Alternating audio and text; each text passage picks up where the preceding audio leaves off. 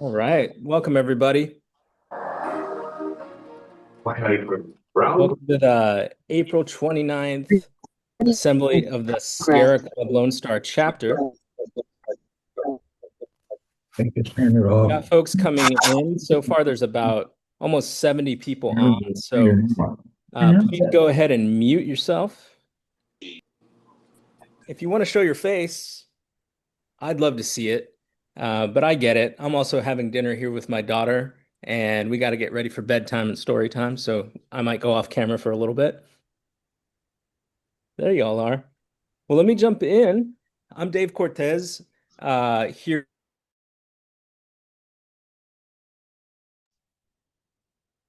Dave, you're muted. Sorry, You got muted. somebody muted me. Shane. No, I'm just kidding. Uh, It was me. I'm here. My name is Dave Cortez. I'm the director of the Sierra Club Lone Star chapter. My pronouns are he and him. Born and raised in Texas, West Texas, specifically El Paso. Family going way back to Balmorhea and Presidio and Shafter and Northern Chihuahua. And I'm really honored that you all are here to spend time with us and our wonderful guest speakers to talk about this disaster of a plan for a border wall in West Texas, but also really across the Texas-Mexico border in the Rio Grande. I'm here with Bob Hendricks. Bob, if you can wave your hand, Vice Chair of the Sierra Club Lone Star chapter. Shane Johnson, Clean Energy Organizer with the chapter, and Jordan Goodrich, Communications Manager with the Lone Star chapter. We're spread throughout all the state. And one of the things I'd like you all to think about as we have this conversation and listen today, you know, we've heard for years things like, oh, is it possible to win in Texas? Will Texas flip? Um, is big change possible? As someone who's been organizing in Texas, not as long as many of you all, but for the past 20 years, my whole career, I know that the only way to win, I've seen it, is when we band together from El Paso to Corpus Christi, from Amarillo to McAllen and Brownsville, and everywhere in between. So this issue, while it might be affecting folks out in West Texas, in the Big Bend, right there in the frontline communities, it affects each and every one of us. And it already has in many ways. Whether you visit the park, whether your social services have been hit because our governor has allocated millions and millions of dollars, public dollars, for failed border security programs, pulled them away from our public schools, pulled them away from environmental and pollution enforcement programs. This affects us all. So I'm really honored today to have you all here and our guest speakers. But before we get there, I think Bob is going to make a couple of announcements. Bob? Yes, not much. One of the things I wanted to tell everyone, this is really a twofold meeting. Yes, we want everyone to get involved in the fight for Big Bend and the rest of the wild southern border from the border wall intrusions. However, we also want to serve our members better, and so this is our first meeting to invite everyone in the state, all the members in the state. We are going to continue these several times a year, and you also, if you wish, can join with some of the local groups that put their speakers on Zoom. But the main way to be involved at this point is this call, and we have three very important statewide teams. If we want to get things done, we've got to work together. We can't do that in isolation. It's a numbers thing. It's a knowledge thing. And so we have some ways of you're getting involved, and we really encourage you to at least visit one of the meetings to see if this fits your what you want. So Dave is now going to talk through what these three campaigns are. You got it. All right, y'all. And if you can, please admit the folks in the waiting room team. So in the chat, that's a link to our website, sierraclub.org/Texas. You can get a lot of info there. about these meetings. The first one I want to talk about is our legislative action team. So legislature's not in session, thank God, but there's things happening. There's things happening on data centers. There's things happening on clean energy, on water. Are we gonna build a mess of coastal desal plants up and down the Gulf Coast to provide water for people, or water for polluting industry? We don't know. They're discussing it now. Our legislative action team meets on Thursday, May 21st at 7. Jordan, somewhere in here, there she is. Jordan leads that call, and we're going to put a link in the chat for you all if you want to sign up. Thank you, Shane, for that. That meeting, I believe, well, Jordan, actually, let me hand it to you. What is the topic for next month's meeting? Yeah, thanks, Dave. I really hope that we can see y'all at the May Legislative Action Team meeting. We're going to be setting our 2027 legislative priorities that the Legislative Action Team will use to engage with legislators at the beginning of the session, here during the interim period, and as we move forward to that awesome change-making time that is the regular legislative session next year. Rock and roll. And so the legislative action team, it's for Sierra Club people. It's also for folks who are not part of Sierra Club and you just want to get up to speed. We do a lot of training on who's on what committee. We're looking into how their campaign contributions are made, where they're funded from, and most importantly, whether it's an issue like border wall or desal and water crisis in Corpus Christi, or the rising affordability costs for our electricity and water bills. We know that we need people in every corner of the state learning about those issues. And that's what we do in that call, but also in some other calls. For example, the Water for People and the Environment Committee. This is a call that we're having on Monday, May 11th at 6:30 Central. All these times are Central. This one is going to be about water and Texas power plants. So Texas is fueled by gas and coal, nuclear, also wind and solar and some other sources of energy, but they eat a lot of water, and you're going to get a chance to learn about it. The folks who join this call, we tend to get about 30 to 80 people from all corners of the state learning about a different issue every month.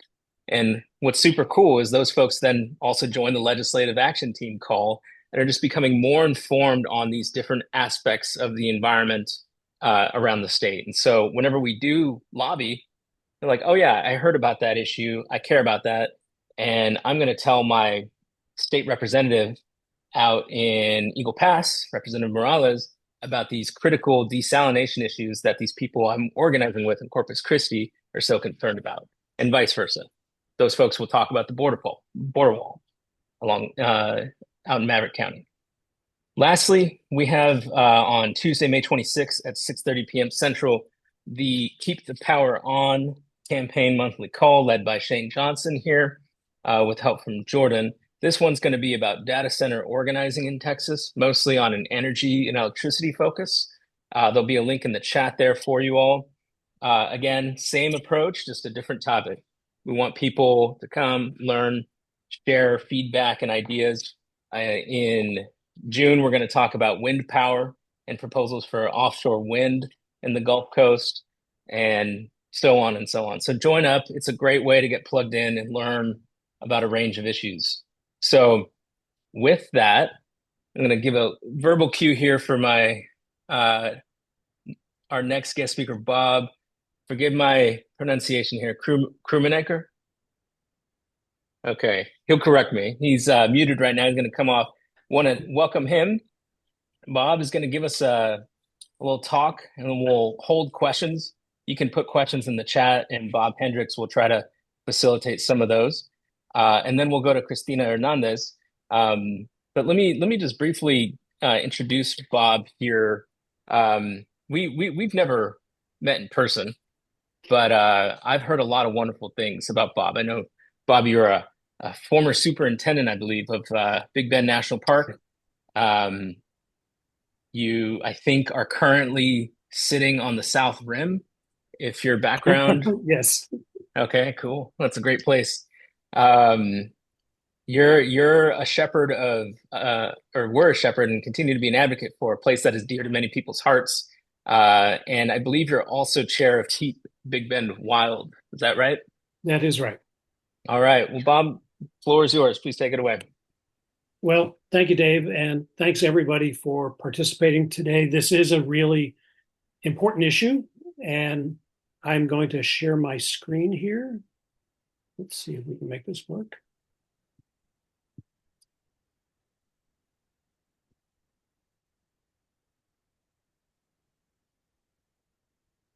Okay, can everybody see a full screen with the Big Yes, Bend? sir. Looks Okay, good.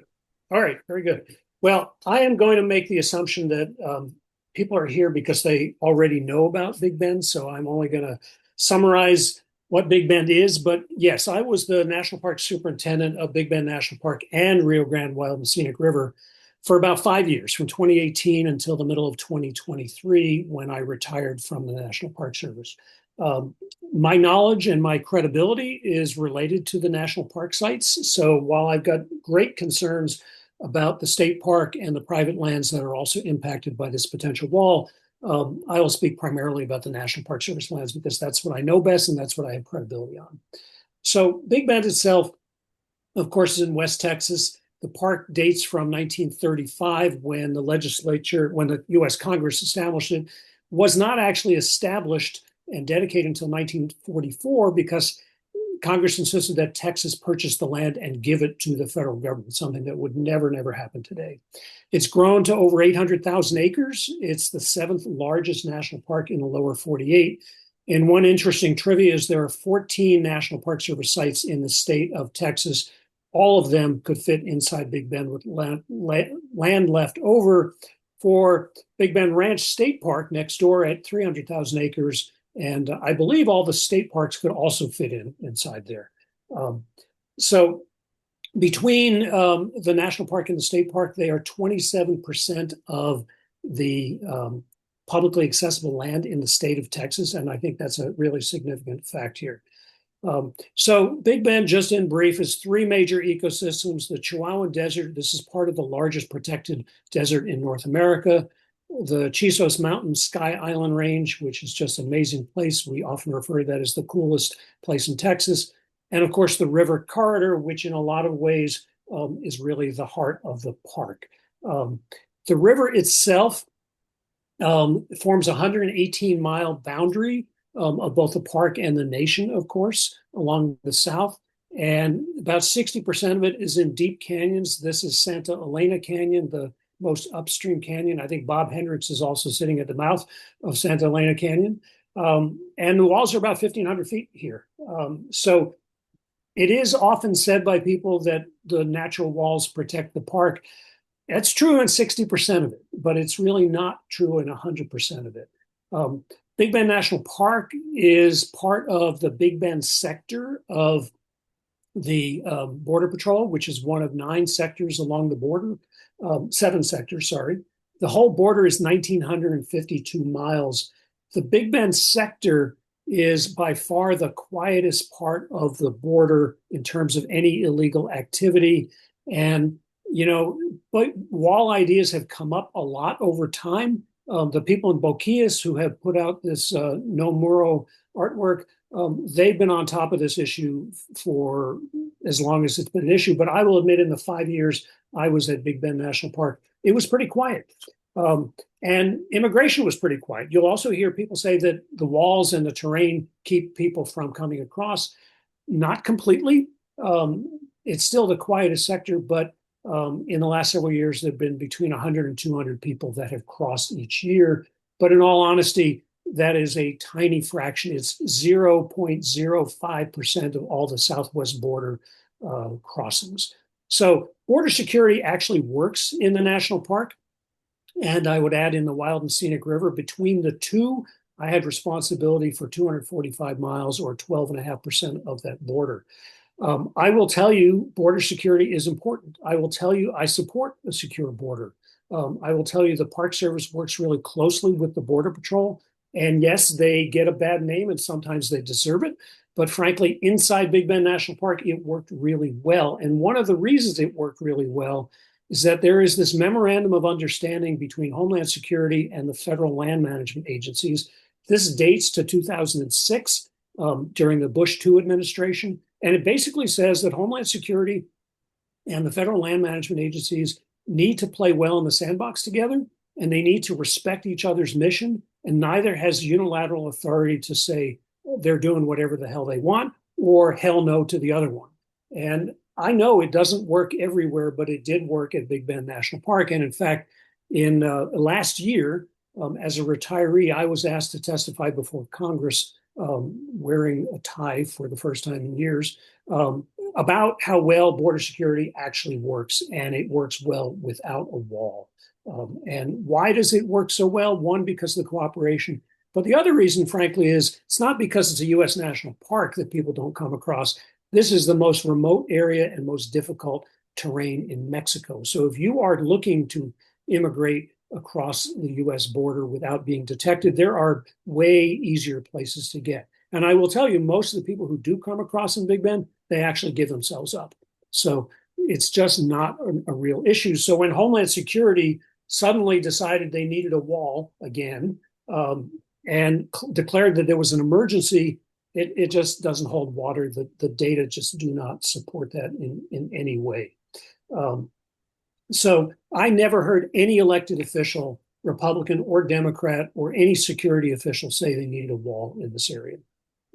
So recent developments, you're probably all familiar with this website, which has the quote unquote smart wall map. I'm not terribly fond of that term. I don't think it's very smart at all. But for as long as they've had that up until February, it basically said this whole area, the private land, the state park, the national park, and the wild and scenic river would be detection technology only. And frankly, that did not scare me or most other people. There is a lot of electronic detection already in the area. The county sheriff says he's got 245 cameras or sensors out there. I don't know how much of that overlaps what's in the national park, but between the Park Service, the sheriff's office, and the Border Patrol, there were a lot inside Big Bend National Park, and it worked. And frankly, if they want to upgrade that in similar ways that are really unobtrusive, most people don't have any objections, but apparently that's not what they're looking to do. So this map is a little bit fuzzy. It was the best screenshot that I could find. So on February 11th, with no notice and no public explanation, Homeland Security changed the map, and they basically said, we're going to put a physical wall, which is what's in green on this map, throughout the entire area, with the exception of the deep canyons, Colorado Canyon in the state park, which is the one to the left on the screen, and then 3 canyons inside the national park. And only 2 are showing up on this map. But nonetheless, that was a wake-up call, and that was the beginning of people mobilizing and saying, oh my God, what the hell? You know, are they serious about this? All right, well, there was an awful lot of objection to that, and it was very bipartisan. And on March 5th, which just happens to be the day that Homeland Security Secretary Chrissy Noem was fired, within hours, the map changed. Again, no public notice, no explanation, but basically for most of the state park from Colorado Canyon down through the national park, suddenly it was detection technology only. And that told a lot of people they may not be acknowledging they're listening, but the political pressure was working. So unfortunately, I think a lot of the media reported that the good guys won, and I think a lot of people relaxed. And many of us were talking very frequently in the media saying it's not over. They can change this map at any time that they want to. What's also important to know is that back in February, they also waived federal law. Contracting law actually was last fall, but they waived all environmental and public involvement laws from that line on this map, which is between green and orange in the middle of the state park. Everything upstream of that, the federal laws like NEPA and the Clean Air Act and the National Historic Preservation Act no longer apply, which gives them essentially free rein. On the other hand, Texas is a private land state. They do not have unlimited authority to condemn land. I'm not an expert on that, but that is one of the saving graces here. That doesn't mean that'll stop it, but it does make it a little bit harder for them. All right, well, we were, to be honest, relaxing a little bit, thinking maybe we were going to win. And then last week on April 21st, they changed the map again. And some of our partners were actually looking at the website when this map changed about 3 times in an hour. And some of us wondered whether it was some GIS nerd 2,000 miles away, not even knowing it was live. But this is the last map that they published. And so it shows not a wall in most of the national park, but detection technology and patrol roads. So that's a new thing. So the orange is detection technology and patrol roads, and the green is vehicle barriers, which they had never discussed before. So I will tell you, there are no vehicles crossing the Rio Grande in this area. There is a historic low water crossing at Lajitas, and there is a historic bridge at La Linda, neither of which are in use. The bridge is barricaded off. Nobody can get past that. But nonetheless, Homeland Security thinks it would be useful to put up vehicle barriers. Now, what's even scarier to me, though, are these patrol roads. And in between Lajitas and Mariscal Canyon, and in between Mariscal Canyon and that little spur just above it, which is Rio Grande Village, they're talking about a new unpaved road parallel to the river, closer to the river than the existing river road. This would cross dozens of drainages through endangered species habitat and through recommended wilderness. This would be devastating to the national park. Maybe not as much as a wall would, but it's close. So this is a picture of a vehicle barrier that I pulled off the web. I don't know if this is exactly what they are looking at doing, but nonetheless, it would be something like this. It's my understanding this may be anchored into concrete. So you're looking at still a lot of construction that's going on there. So interestingly, again, huge outcry. And on April 22nd, the next day, the map went down. The map is still down. You cannot see what their plan is. They are totally, what's the opposite of transparent? Obscure, loose, I don't know what the right word is.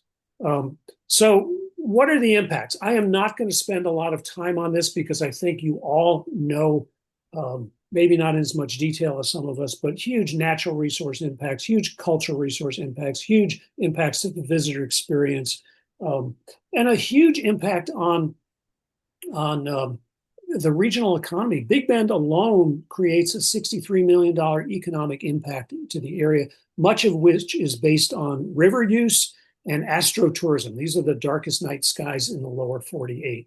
And if they do put up a wall with stadium lights, there goes the astrotourism, there goes the night sky. And, you know, the other thing that isn't talked about enough is that the impact of a construction camp, and they're estimating, at least for the wall, 300 to 500 people for maybe as much as 2 years. Those of you who've been to Terlingua, imagine how that would impact Terlingua. Terlingua does not have enough water right now. It does not have a landfill that's adequate. It has virtually no medical care. It's 80 miles to a grocery store. The impact on Terlingua and other gateway communities, including Presidio, which is larger, but Christina is going to talk about that. It would just be huge and devastating. And let's see, my screen is now suddenly not moving. Okay. Feel free to stop share if you want to try that. Yeah, all right. And I'm see going if to it picks up. reshare. Okay. Let me get off full screen. Sorry for the interruption here, folks. No worries at all. Technology Folks, just works the way you want it to, right? It does. Folks, just a reminder, please feel free to drop any questions you might have in the chat. We'll try our best to track them. All right, now we see your screen, Bob. Okay, and let me get you all off the bottom so I can go full screen again. Okay, so this would also, of course, impact the wildness, and I have said and been quoted numerous times, there is no more greater impact to the wild character and sense of place of Big Bend National Park and its surrounding area than a wall or the associated infrastructure would be. So a massive community, what's the right word? Coalition, I guess, has formed. It's bipartisan, it's nonpartisan, and some of the leaders are these 5 guys on the right, who are the the sheriffs from the 5 Big Bend counties, led by Sheriff Thaddeus Cleveland on the left.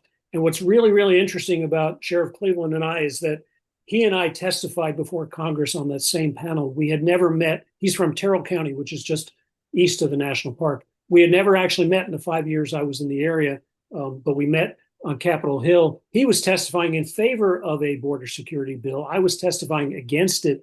But, we agreed on 80%. We exchanged business cards. And then when he came out against the wall, I called him, thanked him, and we are now best friends and we are allies. And of course, you all know about the statewide rally in Austin on April the 4th.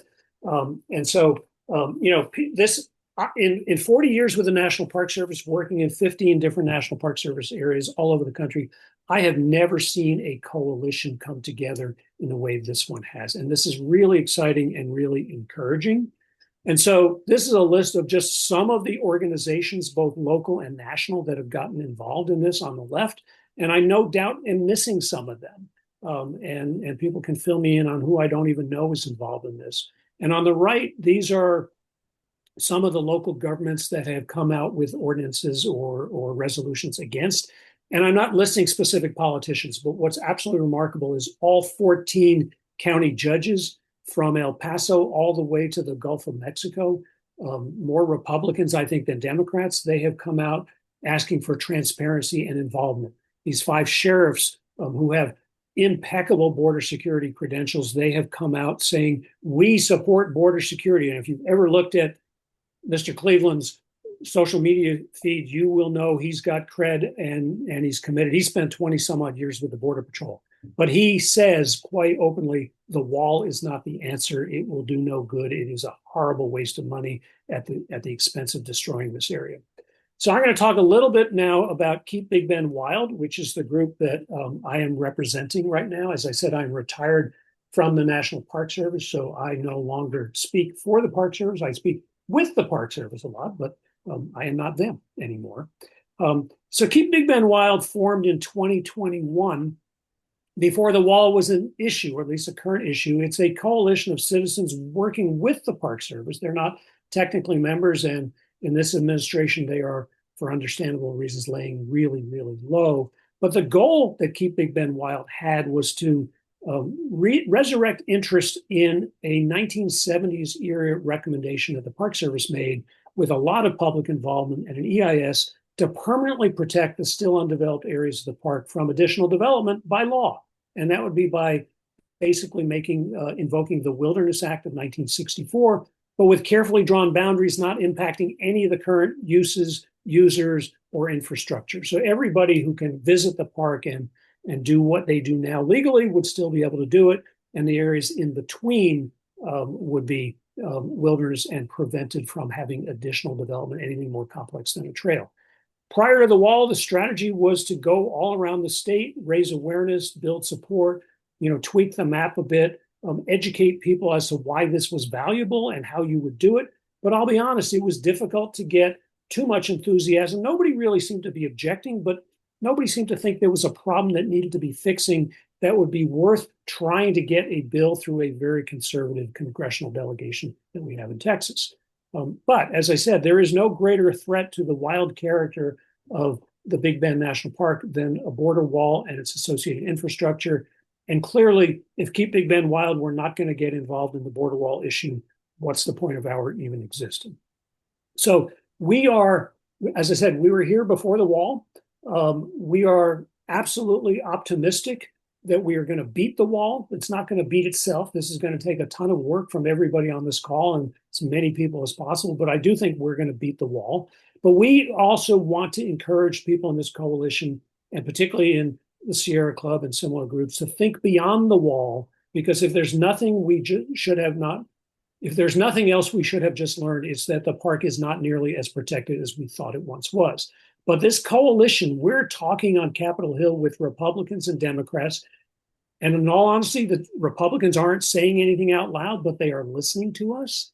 And I actually am optimistic that Senator Cornyn is actually going to come out against the wall after the runoff. I think he could win more votes if he did it now, but that's not my call. So we could never have imagined the kind of support the park has a few months ago. As I said, this coalition is strong, it's bipartisan. And if wilderness legislation were to be introduced and passed in a Democratic Congress that hopefully we will have soon, it would not impact any of the current uses or infrastructure, as I said. We would certainly have to acknowledge the need for a secure border. There'd be lines drawn on the ground. What you see on the right is Keep Big Bend Wild's recommendation. Everything in green would be wilderness. And you can see there's still a fair amount of area, in addition to the roads and power lines that currently exist along the river, in acknowledgement that the Border Patrol does have a role there. And, we have to think about what we can win. So this is modeled very closely on the Park Service's own proposal from the 70s with some minor tweaks. So in essence, wilderness would prevent any additional development or motor vehicle use in those areas, things that are by policy and by default protected now, but not necessarily for the long run. But here's the important thing.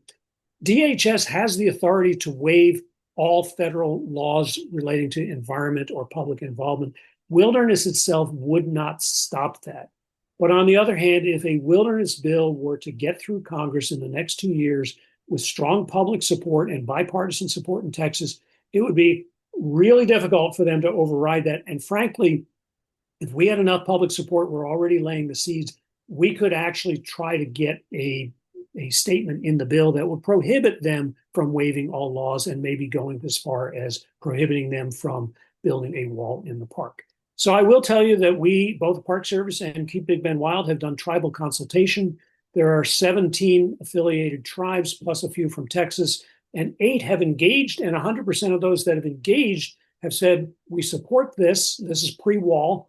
I was talking to Christina earlier today. We really need to reach out to all the tribes now because I think we would get a lot more. There's not enough time to read these statements, but in essence, the tribes that engaged said the best way to protect our cultural heritage is to keep bulldozers away from it. So I cannot imagine any of these folks are going to be in favor of a wall. So wilderness is an opportunity we have this generation. It would reduce uncertainty about the future management of the park, and it would keep basically the park managed the same way it is right now. Hopefully, looking at the very bottom statement, hopefully we could use it to prohibit a wall as well. And wilderness is not a new thing. 55 other if Big Bend got wilderness, it would be the 55th U.S. National Park System unit that has designated wilderness, the 5th along the southern border, some of which are Forest Service and BLM lands. Guadalupe Mountains National Park has designated wilderness. This would be by far the largest one in Texas. So there's not enough time to go over all of this right now. I want to preserve time for Q&A and for Christina, but your voice does matter. This is from our handout, and I'm going to put up a QR code in a minute that will take you to our website, and you can go to the border wall thing. But basically, I did a detail on a fellowship on Capitol Hill a number of years ago, and I will tell you, if you call your congressional reps in Washington, D.C., they will ask you what your zip code is. If you're from their district or their state, they do pay attention. And if enough of them come out in favor or against something in particular, that does get discussed in that office. And as I said, no Republican legislator in the federal offices that represent Texas, nor the governor, and very few Republican legislators in Texas have come out and said anything. A couple have actually come out opposed. So the fact they're saying nothing tells me they're not in favor and they're just waiting for the right political moment, which frankly, I think long since has passed, but it's time. So what can you do? You can help us or any other group that is fighting the wall. Take a picture of this QR code or we'll make that available. Our website's on the bottom of this, keepbigbendwild.org. As I said, we are not the only people fighting the wall, and we're working as close as we can with the No Big Bend Wall Coalition. But, in the 21st century, nobody's in charge. What we are doing somewhat uniquely, I think, is we've got the connections on Capitol Hill. We've got the connections in local government. We've got the experience as federal land managers. We've got some cred, and I think it's helping a lot. So anyway, thank you for your time, and I will stop sharing and turn this back over to Jordan. Thank you very much, Bob. And we do have a few questions in the chat. The first one is, who decides how the map changes? I wish I knew. Nobody knows. They are totally obscure about that. There's no discussion at all. So we do think this is driven by Homeland Security in Washington. You know, the fact that it changed after Kristi Noem was forced out does suggest, and we've got some intel to back this up, that there are some senior people in Border Patrol who actually think that a wall is not necessary. But I think the most recent changes give us a little pause because those same people may think vehicle barriers and patrol roads are a good idea. So it's being done in CBP, DHS, BP, whatever your favorite acronym is. They are talking to the national park managers, but there's no evidence they're actually listening. Okay, thank you. Another question is there a drop dead date for approval? No, and there's no vote. I mean, so even though we are recommending everybody talk to their congressionals, this decision is made behind closed doors by people who are appointed by the president. And so what we have to do to be effective is generate enough political pressure from their party. I mean, I love it when Democrats support us right now, but they have no influence for the most part. But I will tell you that some of the Democrats that we are talking to on Capitol Hill have good relationships with people like Mark Wayne Mullen, the new DHS secretary. So those conversations behind the scenes are really, really important. So we can't give up, but we don't know how the decisions will be made. We don't know when the decision will be made. And there's some concern that they already have contracts. And we understand that they are giving the very vague definition as shown on that last map. They're telling the contractors, tell us how you would do this. We understand they have the input from the National Park Service, but again, we have no idea whether they're going to listen to any of that. So whether that's going to happen tomorrow or next week or next month, I think just about everybody thinks if we can delay this through the midterms, that will be really helpful. But frankly, we don't know if we can. Thank you. And do you know if the Audubon Society is involved in this effort? I don't. If anyone here is associated with the Audubon, I'd love to talk to them. But no, I've not had any contact or heard anything about Audubon. Okay. Is the bill written and sponsored yet? The wilderness bill? Yes. We've drafted one. It is not sponsored. We shared it with Tony Gonzalez, who, of course, is history right now. We've shared it with John Cornyn's office. But in all honesty, pre-wall, no Republican legislator was ready to introduce it. So we are being very careful not to ask for things that they'll say no to. So we've been educating them. We have been telling them about how we're building the coalition. But I think it's a whole new game in the next Congress. We are not going to submit a bill now. There's no point to it. But we have the verbal support of every member of the New Mexico delegation. We have quite a few Texan legislators who have said they would support this. In fact, I think, if we defeat the wall, our chances of getting a bill in the next Congress are very good. Okay, I'm going to go ahead and leave the Q&A for now and move on to Christina. We're so glad that you could join us, Christina. Christina is the executive director of the Big Bend Conservation Alliance, and she is a direct descendant of the Aboriginal people of La Junta and the Lipan Apache families of the Barrio de los Lipanos in Presidio, Texas. And she worked on repatriating and protecting a burial site for the Lipan Apache, one of the few that has occurred where land was actually given back to its rightful owners.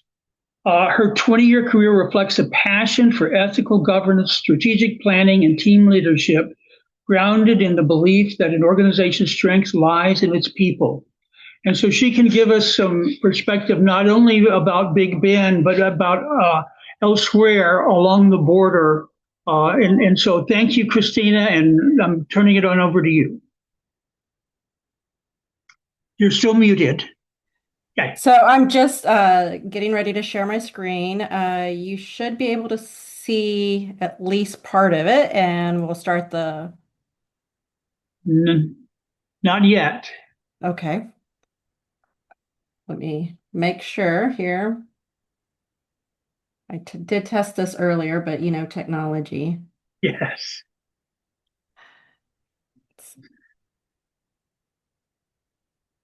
Are y'all able to see the PowerPoint? No, you might want to stop share and start over. Okay, let me do that.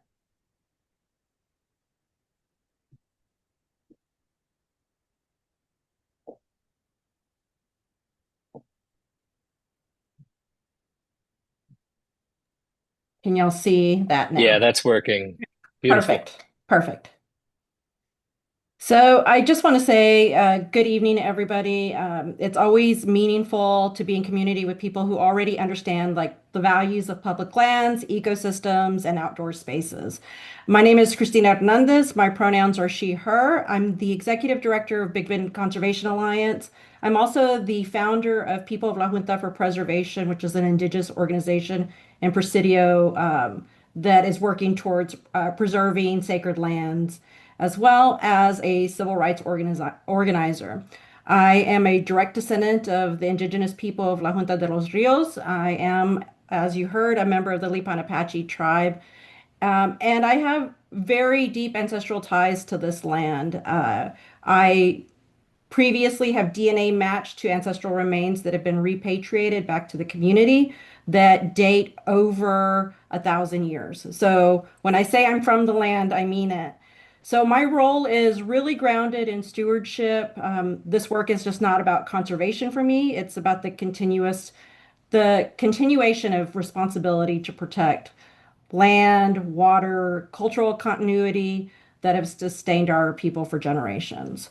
So instead of starting with why the Big Bend matters, I'm going to start with how we're working it every day at Big Bend Conservation Alliance. I really think that that's the lens that we need for this conversation.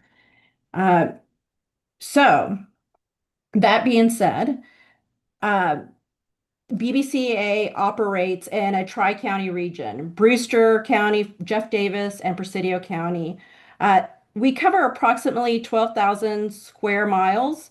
And for perspective, that is like the size of Maryland. It's a big area, small population. There's about 25,000 people in that tri-county area. Our BBCA on the ground uses the river as a classroom. One of our core programs is the River Rangers. We take students out on the Rio Grande, not just to experience it, but to study it. They test the water quality. They learn how flow, sediment, ecosystems interact. They begin to understand the river as a living system. And for many of them, this is like their first time getting to experience the river and or engaging in science in like a real environment. They also see how environmental decisions play out on the ground. And so what happens is powerful, and they start to understand that everything is connected. Um, it's not just a concept, but they get to see something that they can measure, observe, and experience. Uh, that program has now grown into something bigger. We're now including air quality monitoring, tree planting, green infrastructure, and data collection tied to local conditions. We're working binationally with the Presidio ISD and the SETI's Technical High School in Ojinaga to pilot environmental science curriculum tied directly to these systems. Because in a place like Big Bend, you don't need to simulate environment. You're literally standing on it. So we do also very extensive work around the dark skies. The region Bob mentioned a little bit earlier, it's the largest protected dark skies area in the world, and it's recognized by the Dark Sky Association. We recently had individuals in the city of Presidio that had questions about lighting, and we learned that the Tri-County is connected to their certification. And if one city, one county goes out of that ordinance, does not meet the qualifications, the whole entire region loses their dark sky certification. So, like a border wall, light pollution would definitely impact that area as well. As an organization over the last 4 years, we've invested over 500,000 in foundation money to help local residents in the Tri-County area to become ordinance compliant with lighting and the direction of lights. And that's not just the cities, but also residents themselves.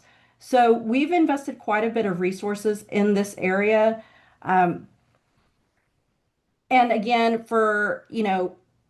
we take our students, we partner with the state parks.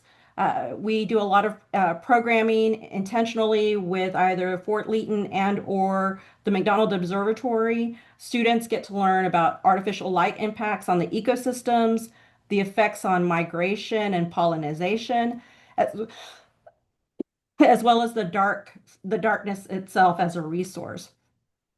I'm telling you all this because it all matters as part of this conversation around the wall. When we engage in conversation around the border wall, we're not coming at it from theory. We're coming at it from running programs on the river, teaching students about landscapes, and we're also working with environmental systems. And as a person whose family has been in the region for over 1,000 years, everything we do depends on one thing, and that's a landscape functioning as a system. So what's happening on the ground, we already heard quite a bit on this from Bob, but right now there's active plans for a border barrier across the region. And as all of you know, it's not just a wall. The system includes roads, cleared corridors, surveillance infrastructure, and in some cases, stadium scale lighting. And we're also talking about in this corridor that it includes about 100 and this is a little old news. This was true a week ago, 2 weeks ago, but this is ever changing. About 175 miles of a physical border wall with 342 miles of detection technology. Now we know that that may be different on an imaginary map that we no longer have access to. Um, the other thing is that, this was all done without consultation. It was all done without consent. Um, the DHS waived 28 federal laws that would have that would have allowed for environmental review, cultural resource protection, standard accountability process. So for an audience like all of you, you understand what that means. It's not good.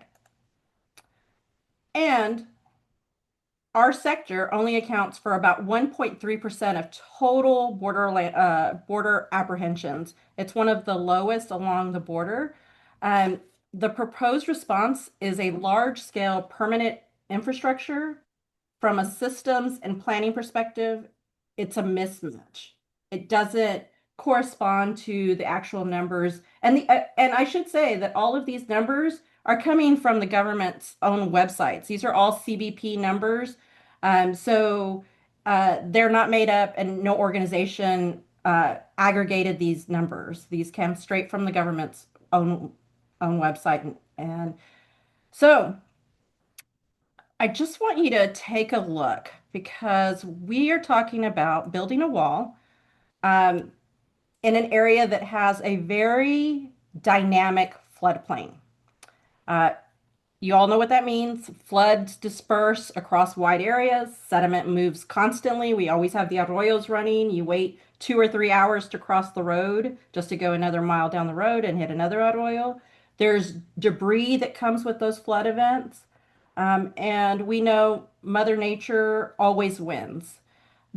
One picture on the left is from the 2008 Rio Grande and the Concho River that the levees broke. And so this is what that area looked like, farmland in both Ojinaga and the Presidio area and all along the river. And then the other two pictures are actually more current. These are from the July 4th floods. So we heard a lot about the flooding that was happening in Central Texas, Kerrville, but we were also having a flood event along the border.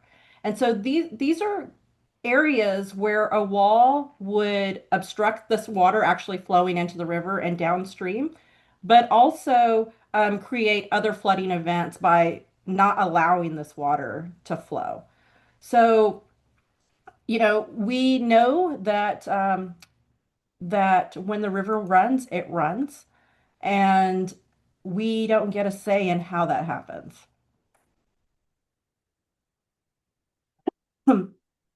So I'm gonna, I'm still in this. I just wanted to kind of also talk a little bit more about the fundamentally challenges with a changing system, especially when we're using this outdoor space as a classroom. Um, for instance, with dark sky programming, we're teaching students about natural darkness, and then we're going to be introducing continuous lighting, industrial illumination, an infrastructure that permanently alters night conditions, that changes wildlife behavior, pollinator activity. Our students actively participate um, in taking care of a pollinator garden that's fairly close to the river. They go and plant and change and monitor the monarchs when they're coming across. I think for us as an organization, we try to make um, the stance of trying not to get into the political fray. We try to stay very nonpartisan because of our mission and our nonprofit status, because we also know that nonprofits have been losing their status if they don't agree with certain um, administrative policies. So I'm always careful when I'm talking on behalf of Big Bend Conservation Alliance that I make it clear that what we are doing and the work that we want to do is around ac working in coalition with partners like you who are able to lobby on our behalf, are able to explain that mission to elected officials. But the other thing about this is it's not just about a border wall. In the Presidio County area, median household incomes, depending on which article you're reading, is about $22,000 for a family of four. For a lot of students, our programs are their only entry points into environmental sciences. Sorry. And university exposure, just due to the economically disadvantaged economy. So when we're talking about the community, we're also talking about like the health of the economy in that community. With over 561,000 visitors to the Big Bend annually, you heard Bob mention it's about 63.7 million in economic output. This region is built on intact landscapes, the wildlife access, uh, river recreation, dark sky tourism, which we're now hearing may be on par in 3 to 5 years to generate as much output as the parks themselves economically. So people don't come here for infrastructure. They come here for what hasn't been altered. This economy depends on an intact landscape. So from where I stand, from my standpoint, many of our family members work for CBP. We don't have anything against border security. We don't have anything against border patrol. We all have relatives. I mean, there's no economy other than CBP, park systems. It's a very limited in the area. So again, I know Bob mentioned this, like we're not anti-CBP. These are our family members and our friends who work for the agency. We support border security, we support safety, we support effective solutions, but we don't support permanent infrastructures in our region, nor a one size fits all. Our we also don't support decision making without review and consent. It's just not effective. This is not how our checks and balances, how our voice of the people work. And introduces long-term risk to how we work and how we make decisions about what impacts our lives. Uh, Bob mentioned it earlier, we need to get through the midterms. So, I know other organizations are working on stalling tactics and measures, and we support that. And personally, we are active in those efforts. Um, and it's a reason why you all matter. And I'll say this directly, community like this matters because you understand landscape integrity, ecosystem function, long-term conservation. Y'all's role, our role is not about just awareness. It's about the amplification. We talked about what you can do to stay engaged. I didn't include it um, in this slide deck, but we can definitely share. CBP has extended their comments period to May 12th. That was previously like 2 weeks ago. They had closed comments period. So we need organizations, we need individuals writing to say why the border wall is not a good thing. I will say that in their letter and in their request, they want data. They want references. So whatever you write about or to, please include any kind of research or links or any kind of information that they can go directly to, because that is something that they've asked for the comments. They don't just want to hear, "Hey, don't build a permanent structure." Uh, I would say share accurate information. Make sure you're following organizations that are vetted in this process. There are, uh, I know that No Big Ben Wall has created a list of over 100 organizations that are in coalition against the wall. And you can support them in a number of ways by being giving financially and or joining the fight and speaking out, joining conversations like this in your community.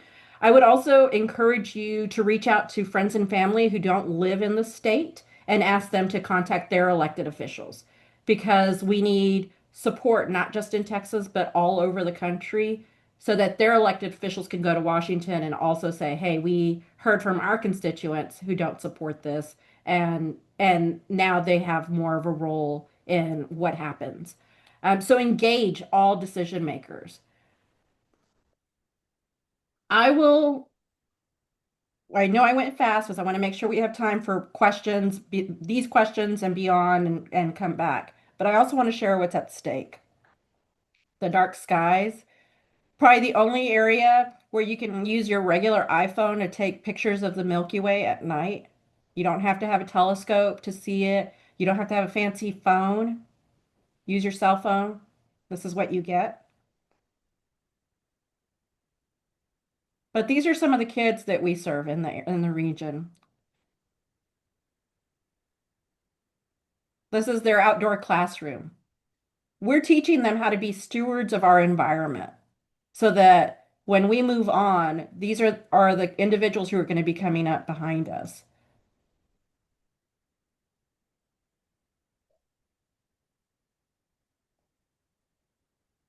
At BBCA, we're not working with students who are learning to read a river to understand a night sky. Um, we are working with them to understand the night sky, but also to see how all of it connects. We hope that we make the right decisions now and that we'll either enforce what they're learning or contradict it. Because once this landscape changes, the systems that they're learning from change with it. And I don't think that's not something that we can easily undo. I think that once we destroy this, now it's like there's no fixing it. We have to live with it and we have to just continue.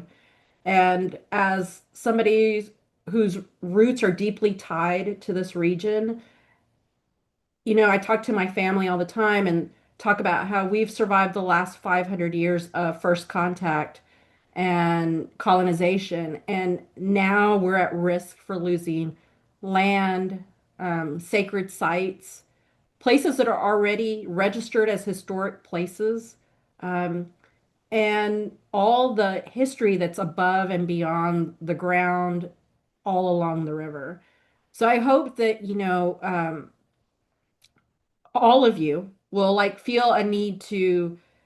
come feel a need to go into action, call people, write letters. For those of you that are email savvy, I put my email on an auto send and it sends a letter to my elected officials 3 times a day. Inundate them, call them. It will work. I was just in DC last week. I did some lobbying on behalf of people of La Junta for preservation. Uh, People are listening, and we just need more people joining us in the fight and putting pressure on our elected officials. Thank you, and I'm open to any questions. Thank you so much, Christina. The programs that you have going are so magnificent. I would have loved to had access to something like that when I was a boy. Um, I'm going to start with a question. If there is a border wall built, does that block your access to the river for this training? So yes, I mean, in theory, they were saying that they weren't going to go into the parks, and so we were thinking that we would still have at least some access. Now with either the road that's blocking the river and or walls, I don't think that we'll have the access that we think that we will. I think that a lot of the river outfitters will have to move to the Mexican side of the border to continue working. We do have a lot of our students are able to cross the port of entry. And so we know that if anything, we can go with our sister high school in Ojinaga and do programming along the river. So we've been trying to reimagine like how we would continue the program either without a river or making modifications. And I take it a border wall construction would be devastating to the ecosystem along the river, which has probably unknown effects of destruction of wildlife and. Absolutely. I mean, it's a desert. So when you cut off all the animals in the region's water supply, if they don't know that they need to be on the Mexican side of the border in order to get water, right? These are animals, bears, all of the animals along the river. So if they're on our side of the border, the wall is anywhere from 250 feet per the map a few weeks ago to a quarter of a mile away from the river. So animals that are on the American side of this wall will not be able to cross in order to get water. And we already know that in the desert, water is life. Thank you. I'm now going to move to some of the questions in the chat. Have you asked officials to go on a field trip to see the area? We have had several elected officials go into the area with our county judge and with the local sheriffs as well. So they have done a tour of the area. What we are not seeing are maybe some of the representatives from other party lines. So I think that what we're seeing is a little bit of some quiet. It hasn't necessarily been non or bipartisan tours of the river. Um, I will say that as a representative of people of La Junta for Preservation, when I was in DC last week, Pete Sessions' staff said that he is not for a physical barrier. He is a Eagle Scout and he grew up along in the park system and does not support a wall, but he has not come out publicly and said, I don't support a wall.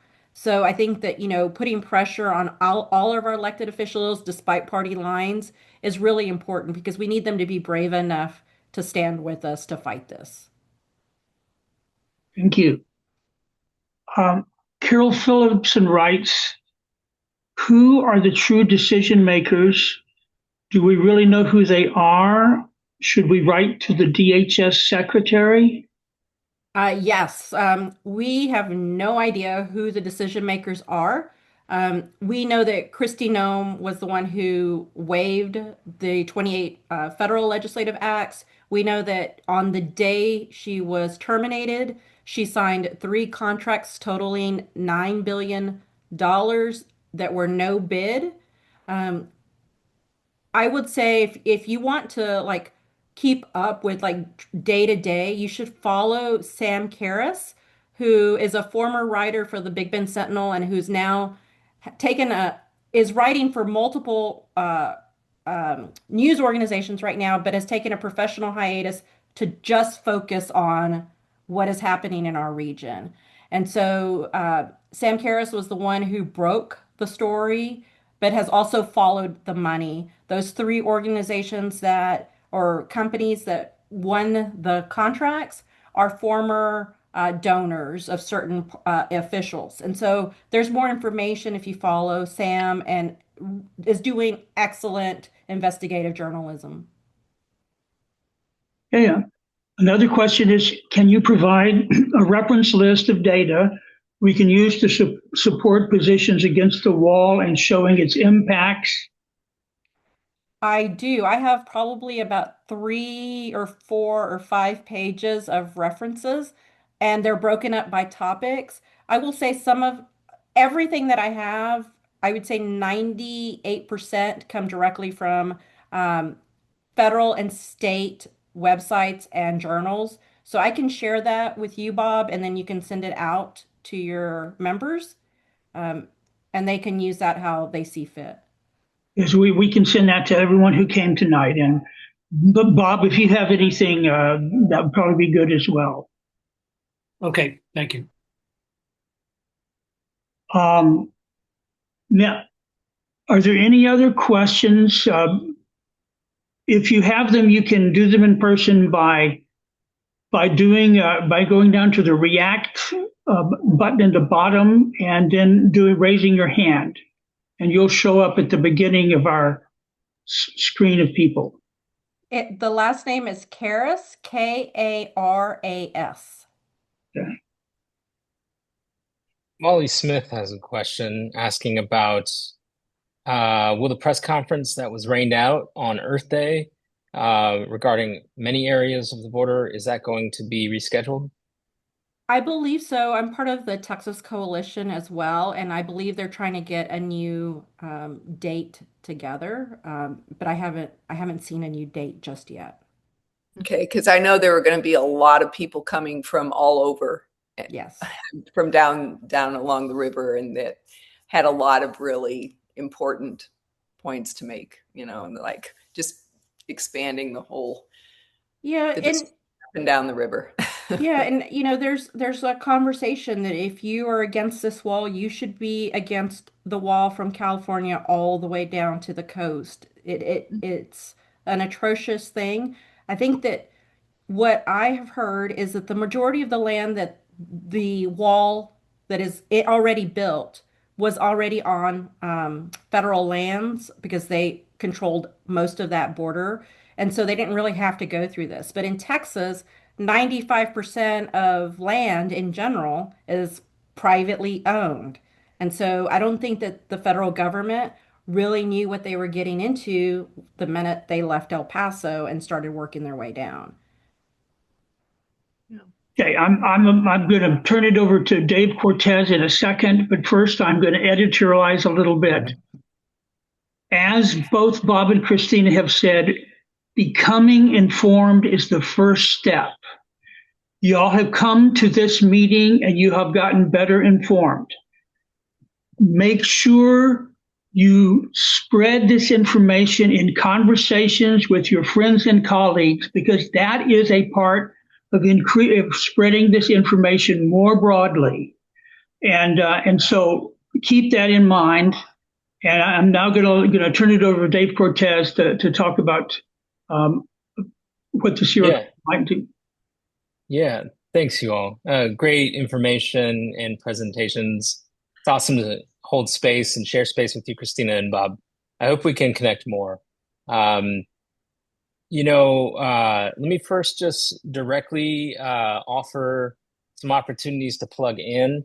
As Christina mentioned, the comment period to our Department of Homeland Security is extended. You can read my message on the National Sierra Club website at the first link in the chat. The action links in that story are broken, so you can use the second link in the chat to send your comment. That'll go into the DHS comment email address. For all we know, though, that might just go in a trash can. We really don't. We don't know who's behind it. So I ask you all to fill that out and say what you got to say. You're a person. You're not a representative of the Sierra Club. You're not running, maybe some of you are running for office, but you're probably not. And, but if you do want to get hip and more tuned into the facts and the data and the details, check out what Jenny Good just shared in the chat.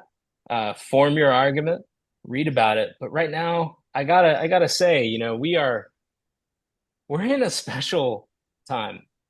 I can't speak about the border wall and not talk about what's happening globally in the world. We are in a difficult moment, and our ways of life are threatened. The future for my daughter, it has been under attack, and it continues to escalate. So I often say, and many others around the country say, we're in a battle of organized people against organized money. Organized people versus organized money. Organized money gets things like 2 border walls in the same area in Arizona.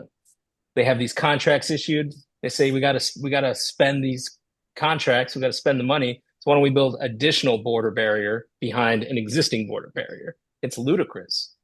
Organized money says, let's go ahead and blow up the mountains in the Colorado National Memorial in Arizona, or in my hometown, a sacred site of Mount Cristo Rey in El Paso.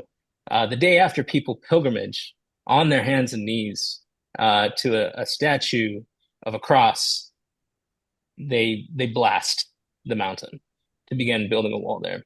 And it's because the money's flowing. That's why this is. They got to get it spent. Not all this is about security. So Sierra Club and me, you'll hear us take a little bit different position sometimes when we talk about this. You see these buoys in the valley or towards Eagle Pass, where they're putting floating buoys in the middle of the river that where if an animal or a person were to put their hand out to grab onto it, it spins. It's put there to make sure people drown. It's there to kill people. That's what our public dollars in Texas go to.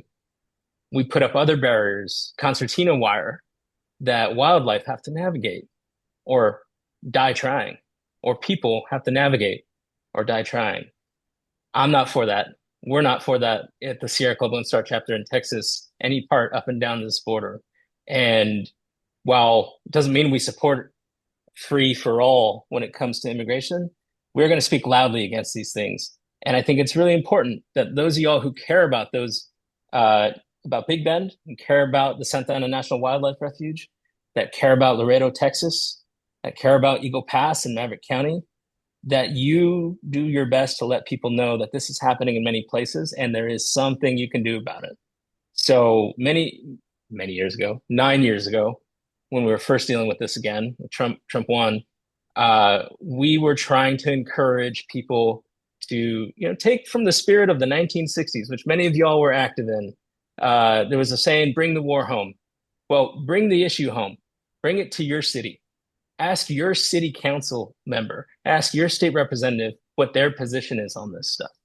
So we even in Austin back in 2016, 2017, whatever it was, we got this city council here to pass a resolution just saying we oppose the border wall. It gave people a chance to come out and speak out. It gave people a chance to say, hey, let's make sure we're not doing any city contracts with any contractors that are affiliated with wall construction. There's a lot of ways we can take this. So think about that. What can you do to make this a local fight? You don't have to go to DC, but you can support the people who are from Big Bend Conservation Alliance and Bob's organization and the broader coalition. You can donate to them, and please follow the links that they shared because it's not cheap. It's not cheap to get to DC. and to go meet with all these folks. So please contribute to them, but stay in touch with us. If you sign that action alert, we will make sure that we follow up with you and talk about opportunities. Okay, well, what do we do to our state representatives? What does Representative Todd Hunter in Corpus Christi have to say about the border wall? Let's go find out. The governor just came out in the last couple of days, his office. And did anybody read that statement that he put out? No. Basically, his office said that he has no authority regarding the border wall in Texas, that it's a federal issue. Governor Abbott, who I don't know how many federal issues he's talked about throughout his tenure, said it's just out of my lane. So that's amazing. And all the more reason for us to continue to press state legislators and say, take a position on this. They might not be able to, from a policy end, be able to do a whole lot, but it's back to what Bob and Christina were saying. We need more people saying, hey, this is not the way to do this. And that works. We're seeing it on multiple issues, whether it's marine desalination on the coast, where they want to build these desal plants, or even on issues like data centers. The more that there's a rising pitch of opposition, the more the issue moves away from these crazy ideas. And we're seeing people say, well, maybe we should be careful about water usage in data centers, or desal impacts on oysters and other marine sea life. So border wall is very much the same. Let's raise the temperature. Let's engage our officials. And most importantly, like Bob said, let's talk to our friends and family. So some of y'all mentioned what's Texas Master Naturalist, what's Audubon. Let's talk to them. I'd love your help to email those folks, ask them if they've taken a position. Maybe they can share the No Big Bend Border Wall Coalition petition or website. Maybe they can sign on to the letters. That's something each and every one of you here can do. So if you're a member of a local Sierra Club, let's get more presentations to your local groups. If you're a member of another organization, let's find out how they can get involved, because this is gonna, as Christina has really driven home, have a multi-generational impact if this goes through. And so it takes every one of us banding together to stop it. Bob, with that, let me kick it back to you. Okay. I want to again thank Bob and Christina for their wonderful words, not necessarily happy words, but important ones. And please become active. If you are not near a local group and would like to become more active and would like someone to contact you, write that in the chat and we will save the chat so we can get back with you. If you are not near a local group, but you would like to learn about speakers by Zoom at meetings, go ahead and put that out. Put that in the chat. If you're in Austin, our big Earth Day festival was postponed till this Saturday, and we will be gathering hundreds of signatures for a petition this Saturday. And if you wish to come and take a clipboard and the petition around, then we will get even more. And so those are some things that you can do immediately that would be wonderful. Also, we are trying to do these statewide meetings. It's impossible to avoid all conflicts of dates. But if we chose to do the 5th Wednesdays of month, hoping that hardly anyone has scheduled anything on a 5th Monday, since there's only a few each year, which means we'll have one in late July and one in late September. So look out for that and join us for some excellent information and other stuff. And let us know what you need. We would like, the executive committee would like to serve all our members in Texas better. And many of our members are not near a city that has a group. So let us know how we can help.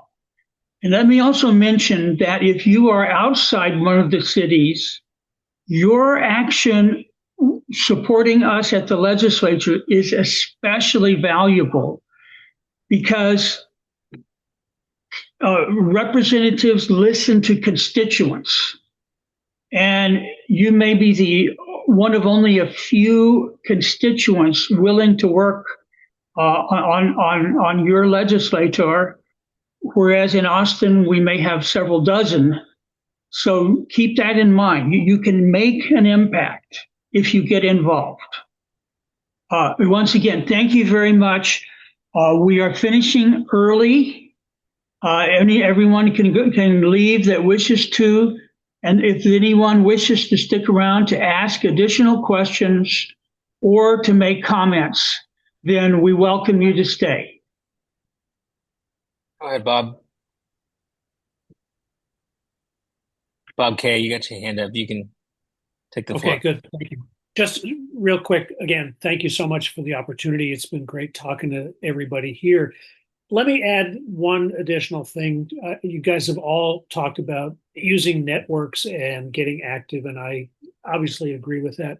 But I will also add that in the state of Texas, where most of our elected officials, particularly at the federal level, outside of Austin at least, are conservatives, business-oriented Republicans, it is really, really important that we think in our network about who doesn't think the way we do and who can we perhaps influence. So if any of you are associated with businesses that can take positions, including just signing up to support Christina's organization or mine or even the Sierra Club, businesses, whether we like it or not, carry more weight than citizens do right now.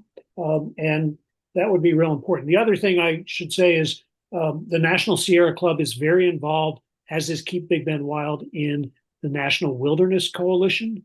And they have invited me to speak to your National Wildlands Network of activists in July. So some of you may be part of that group as well. So thank you. Thank you. Anyone have any questions or comments? Just put your hand up. Once again, the react button, and then there's a raise hand function under that. Bob H, I'm making you host. I gotta go put my daughter to bed. Good Sounds night, good. everybody. Good to meet you, Dave. Thank you. Thank you all. Go ahead, Carol.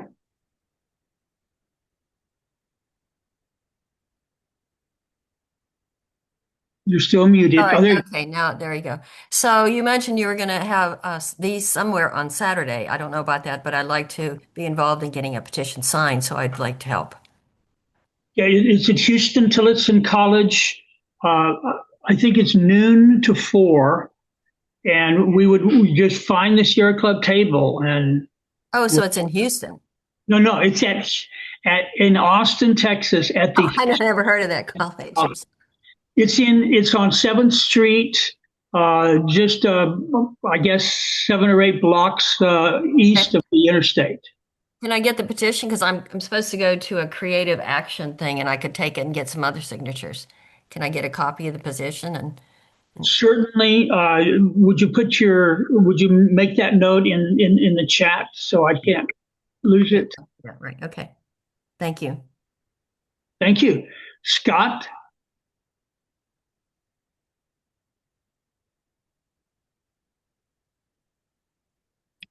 Okay, my question is how many people cross the border again per year, and how much does the border wall cost per mile? You know, just something so we can look at the economics of the whole thing. So I can tell you the cost. The cost is the entire budget for Presidio County is $4 million for 1 mile of a steel wall. It's $17 million. And that's assuming it's near a road and the terrain is flat. Flat. In the Big Bend country, it would probably be double that. And I don't think they've also taken into account like shipping materials. I know when we're doing projects in the Big Bend, we always add about 20 to 30% for freight because freight is highly expensive to get materials out to the region. I would say everything we ever contracted for in Big Bend National Park cost about double what it costs anywhere else. I have some numbers. In 2025, about 443,000 people crossed the southwest border. Of that, there were only a little more than 3,000 in the Big Bend sector, that 517-mile reach, and only 200 in Big Bend National Park. Okay, thank you very much. That's really helpful. And I will also say that the numbers are the lowest that it's been in, I believe, in the last 10 years is what I'm reading. I've got data in front of me, and I'm going to share this. So that actually they're lowest since 2020. But, you know, people do say, politically motivated often, that the border was open in the Biden era. And regardless of what you think of politics, the numbers did go up during the Biden era. But they clamped down in their last year. And again, whether you like Donald Trump's policies or not, his administration has been extremely effective at closing the border.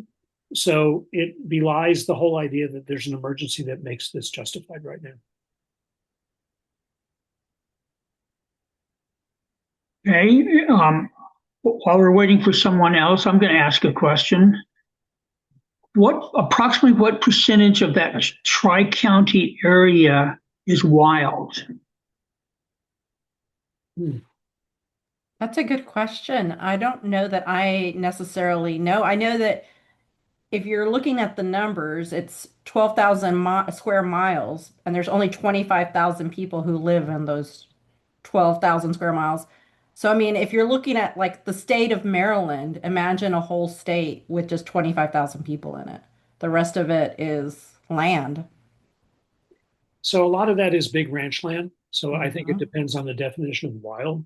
But Big Bend National Park is 800,000 acres, the size of Rhode Island, actually bigger than Rhode Island. And Big Bend Ranch State Park is 330,000 acres.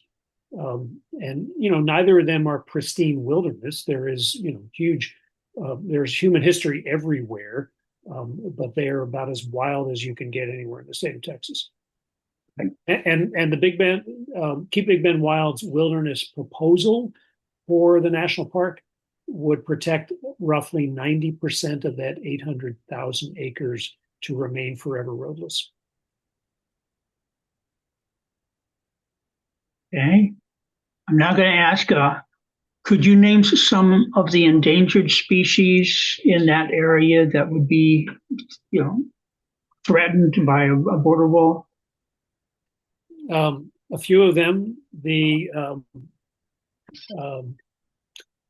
Rio Grande Gambusia, which is lives only in a set of ponds in Rio Grande Village, probably right by where the wall would be located. The yellow-billed cuckoo, I think that's on the threatened list, not the endangered list. It is dependent upon riparian habitat and lack of disturbance and noise. So even if the nests would not be specifically impacted, there would likely be so much disruption that the birds would go elsewhere if they could find appropriate habitat. Kalima warbler in the Chisos Mountains, arguably not necessarily impacted by this.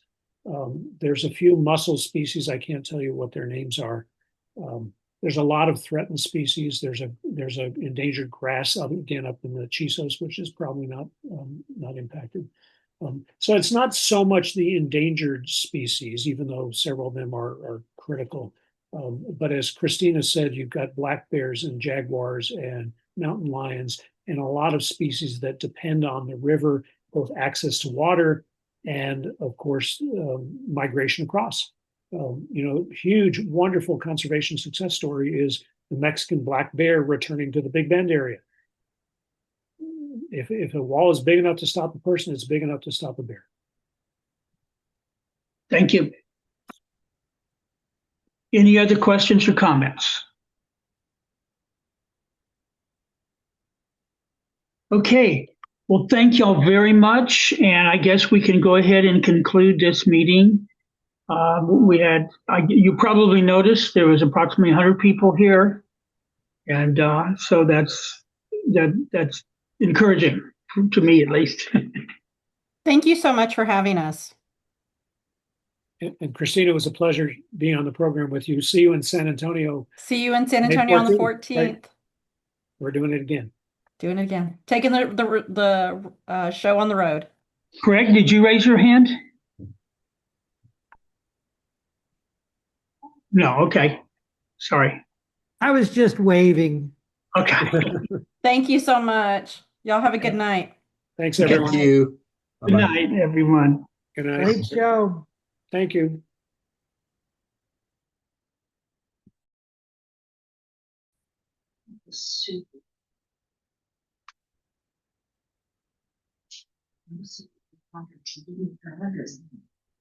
Hi, Bob. Can you Yes. hear me? Hi, I was a very late raised hand because I didn't want to bother the whole group and disrupt everything. But I just wanted to say that unfortunately, there was for the Dallas area chapter, there was a happy hour planned for this exact same time. And I contacted the organizer of it, Victoria, and I said, should we reschedule the happy hour in light of the fact that Sierra Club is, I was trying to not be pushy and say this should take priority, but it absolutely should have. And so I don't know if there wasn't enough lead time. She said there was a great response for the turnout for happy hour, but I just want you to know there may be more people from the Dallas chapter who didn't make it because of that conflict, who will hopefully, so I don't know if anyone on this call was on the board or the leadership for the Dallas chapter, but there are a lot of big businesses in Dallas, and I think that was a great point that was made at the end, to not be scared to reach out to people at big businesses who might not align with you politically otherwise, but who could really have someone in their upper management who's passionate about the area or passionate about wilderness and wants to say no to this. So anyways, all that to say, I'd love for somebody to make sure they reach out to Dallas leadership in case there were a bunch of people who could be emailed this recording who were at the happy hour or something. Anyways. Well, I have a meeting with Victoria Howard tomorrow afternoon, so we can talk. And thank you for sharing that with me. Like I said earlier, it's impossible to pick a date that's Absolutely. But I just think this is